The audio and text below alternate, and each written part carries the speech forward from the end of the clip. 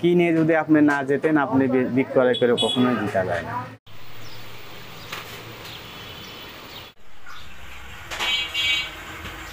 সংসারের নিজের হাল সংসারে ঠেকাইতে করতে আমি বাইরে যাই, দীর্ঘ 8 বছর বাইরে থাকি। ওইখানে একটা সড়ক দুর্ঘটনায় 2 পা আমার ভেঙে যায়, তখন আমি দেশে চলে আসি। দেশে চলে আসার পরে দীর্ঘ 2 বছর বাড়িতে ট্রিটমেন্ট অবস্থায় বসে থাকি। তখন আমার ধরনের নিজের সংসার চালাইতে হবে, নিজের পরিবার আছে। অনেক চিন্তা ভাবনা করে দেখলাম যে কি করা যায় এখন নিজের পরিবারের সঙ্গে বসে অনেক কথাবার্তা বলার পরে পরিবারের থেকে বললো যে আমাদের যে আগেকার ঐতিহ্য ছিল এইটা করো, গরুর ঘানি।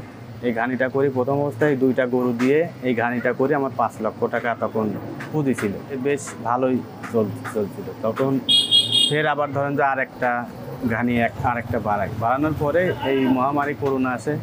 করোনার পরে ধরেন যে আমার এই ব্যবসাটা ডাউন হয়ে যায়। আমি গরু বিক্রি করে দিয়ে গরুর জায়গায় এখন আপনার অটো ইজি বাইক আর কি, এইটা দিয়ে আমি এটা চালাই। একটা গাছে ধরেন যে আপনি 1.5 মণ সরিষা মারাই করতে পারি। সব মিলাই ধরেন যে ভালো, কিন্তু এখন এই ব্যবসাতে অনেক পুঁজি দরকার, ব্যয়বহুল পুঁজি দরকার। যেরকম আপনি সিজনের সময় সরিষা 3000 টাকা 3200 টাকা মণ, আর সেই সরিষা ধরেন যে 2 মাস নাই যাইতেই এখন সরিষার বাজার 36 টাকা। আমার যদি পুঁজি থাকতো তাহলে ধরেন যে তখন যদি সরিষা কিনে রাখতে পারেন, তখন ধরেন যে এখন লাভবান। কি নিয়ে যদি আপনি না যেতেন, আপনি বিক্রয় করে কখনোই জিতা যায় না। আমার যাই ধরেন যে ঢাকা, কুষ্টিয়া, রাজশাহী বিভিন্ন বড় বড় ইস্যুতে যায়। আবার ধরেন যে সরকারি ইস্যুতেও প্রতিষ্ঠানের সব অনেক প্রশাসনের লোকজন, সরকারি ইস্যুর লোকজন অনেকে আসে, তেলটা এখানে এসে নিয়ে যায়।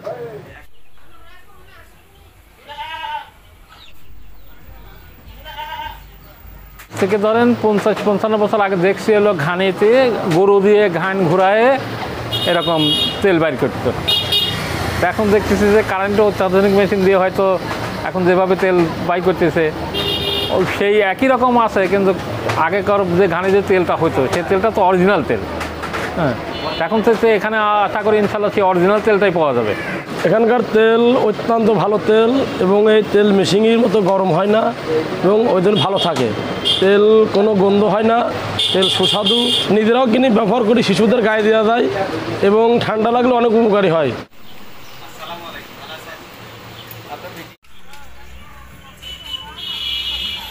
আমরা এখানে আসি যে তেল নিজে বিক্রি করার জন্য, যার জন্য এখানে আমরা আসে পড়ি। কারণ এখানকার তেলটা অনেক ভালো, অনেক সুনাম। এটা যারা খায় তারা অনেক চাহিদা মতো আবার দোকানে এসে আমাদের এটা চায়, এই জন্য এখান থেকে এসে আমরা তেলটা নিয়ে যাই।